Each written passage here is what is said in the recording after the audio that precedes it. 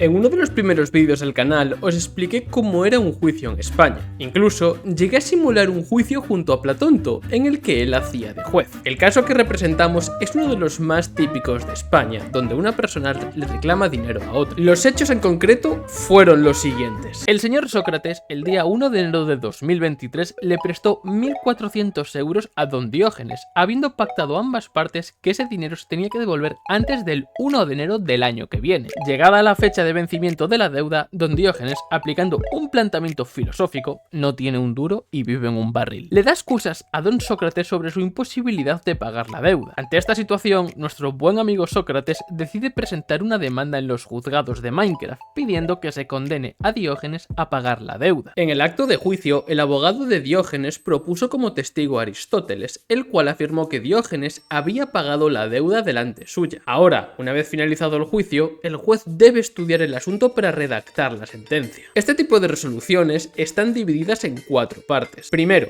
el encabezado, en el cual se incluyen los datos identificativos del proceso, como el juzgado, número de procedimiento, nombres de las partes, abogados, procuradores, lugar de dictado de la sentencia y la fecha. A continuación estarían los hechos probados, que como su nombre bien indica, son las circunstancias o situaciones que las partes han logrado demostrar como ciertas en el juicio. Luego estarían los fundamentos jurídicos, que son los motivos basados en la ley y en el derecho de por qué el juez le ha dado la razón a alguna de las partes. Por último estaría el fallo, posiblemente la parte más importante de cualquier sentencia, ya que aquí es donde el juez toma una decisión que pondrá fin, o no, al litigio judicial. Si alguna de las partes, o ambas, no están de acuerdo con la decisión que toma el juez, pueden recurrir a un tribunal superior para que revisen el caso y se dé una segunda opinión, pero eso tranquilos, no os preocupéis que os lo voy a explicar más adelante. Para redactar una sentencia, lo primero que tiene que hacer un juez es establecer cuáles son los hechos probados del caso. Para ello, deberá de poner en relación lo afirmado por cada una de las partes con las pruebas propuestas. Normalmente, en las demandas y las contestaciones, los abogados acompañamos documentos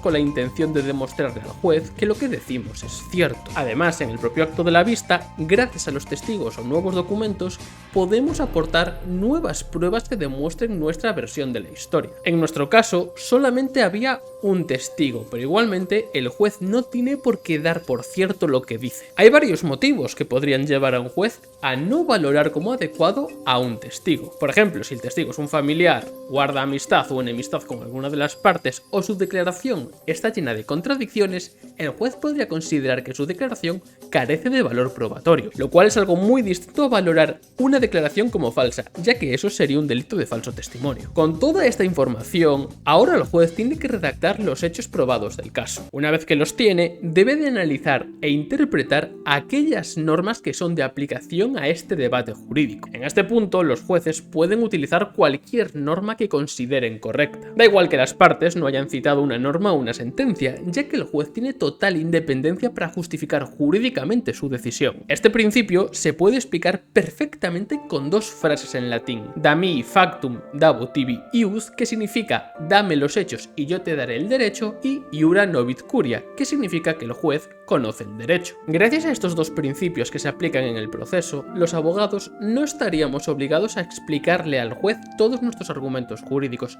ni explicarlos con el máximo detalle posible. Esto no quita que no debamos de fundamentar jurídicamente nuestros escritos para evitarle una indefensión a la parte contraria, ya que si tú a mí me reclamas algo pero no me explicas el por qué, pues como que yo no tengo forma de defenderme. Por último, tras todo este trabajo, el juez ya está listo para plasmar su decisión en la sentencia a través del fallo. El fallo de una sentencia es la parte más importante de todas, como ya os he dicho. Esto no solo porque supone la decisión del juez, sino porque sus efectos se van a extender hasta la siguiente fase procesal, que sería la ejecución. En el fallo de la sentencia, el juez puede estimar íntegramente la demanda, dándole la razón en todo lo que pedía el demandante, estimarla parcialmente dándole solo una parte de lo que pedía, o directamente desestimar la demanda. Aparte de la petición principal, en el fallo se incluye la posible condena en costas y al pago de los intereses. Las costas son un tema muy interesante e importante. Cuando una de las 2 partes consigue que le den la razón en todo, los jueces suelen condenar al perdedor a pagar las costas. Las costas son una indemnización que el perdedor tiene que pagar al vencedor por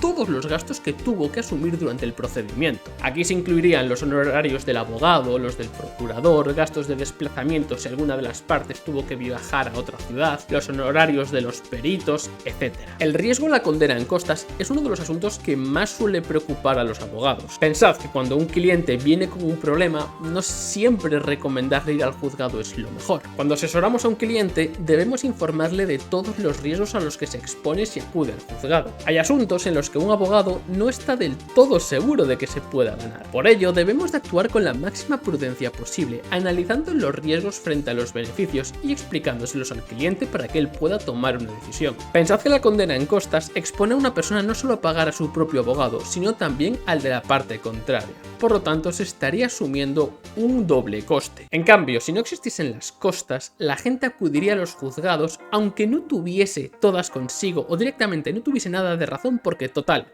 no perdería más de lo que le paga su abogado. En cierta medida, las costas tienen una pequeña función disuasoria para evitar que la gente ejercite acciones completamente infundadas y carentes de razón. Una vez que la sentencia es publicada y notificada a las partes, pueden ocurrir dos cosas: que alguna de las partes recurra a la sentencia porque no está de acuerdo con ella, o que el demandante la ejecute si le han dado la razón y nadie recurre. Respecto a la vía de los recursos, las sentencias de los procedimientos cuya cuantía sea superior a 3.000 euros pueden ser recurridas a través del recurso de apelación. Por medio de este recurso, una de las partes pide una segunda opinión a la audiencia provincial, en la cual es un tribunal superior a los juzgados de primera instancia. Este nuevo tribunal, en principio, no tendría que repetir el juicio, pero podría darse el caso en el supuesto de que tuviese que repetir alguna prueba, aunque, en mi experiencia, esto no es para nada habitual. Una vez que se dicte esta nueva sentencia que sustituirá o confirmará a la primera, la parte que no haya vencido podrá interponer el recurso de casación frente al Tribunal Supremo, pero eso ya es una fiesta bastante compleja que os explicaré en otro vídeo, porque por encima fue reformado hace un año. La segunda vía que podían tomar los acontecimientos es que ninguna de las dos partes haya recurrido a la sentencia. Pasados 20 días desde que se notificó la sentencia, esta se convierte en firme, lo que significa que ya no se puede recurrir. Pasados estos primeros 20 días hábiles, o sea, sin contar sábados, domingos ni festivos, el demandante podrá ejecutar la sentencia si el demandado no ha cumplido voluntariamente con lo que se ha indicado en el fallo.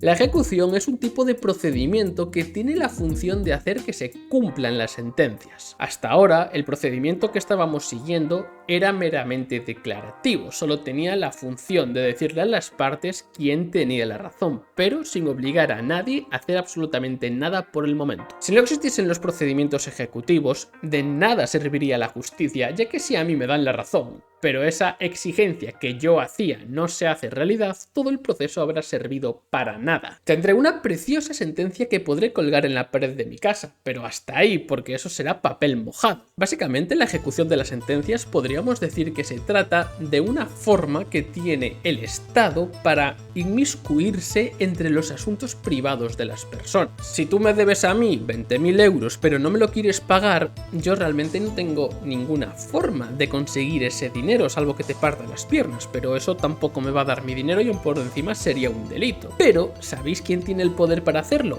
El Estado, ya que es una entidad mucho más poderosa que todos nosotros. Dependiendo del tipo de obligación reflejada en el fallo de la sentencia, la naturaleza de la ejecución podría cambiar. Por ejemplo, si lo que se reclama es dinero, el juzgado tiene el poder para sacarte el dinero de tu cuenta bancaria o de obligar a tu jefe a que en vez de pagarte a ti tu sueldo, ingresen ese dinero en el juzgado. La práctica habitual cuando queremos cobrar deudas es solicitar la información patrimonial del demandado al punto neutro judicial. Este organismo, en colaboración con Hacienda, tiene la capacidad de rastrear todas vuestras propiedades, cuentas bancarias, fondos de inversión, lo que queráis. O sea, todo. Lo sacamos absolutamente todo. Con esta información, los abogados solo tenemos que pedir al juzgado que embargue alguno de esos bienes. Incluso podemos llegar a pedir el embargo de un coche o de una casa para después subastarla y que nuestro cliente se quede con el dinero, o en el caso de que nadie decida comprar ese bien subastado, quedarse él con el bien y así quedar por zanjada la deuda. Las ejecuciones más difíciles de llevar a cabo son las que atañen a obligaciones de hacer o de no hacer algo. La única forma que podría tener el juzgado para obligar a alguien a hacer alguna cosa sería mandarle a la policía y que lo obligasen por la fuerza. Pero esto, como ya os decía antes,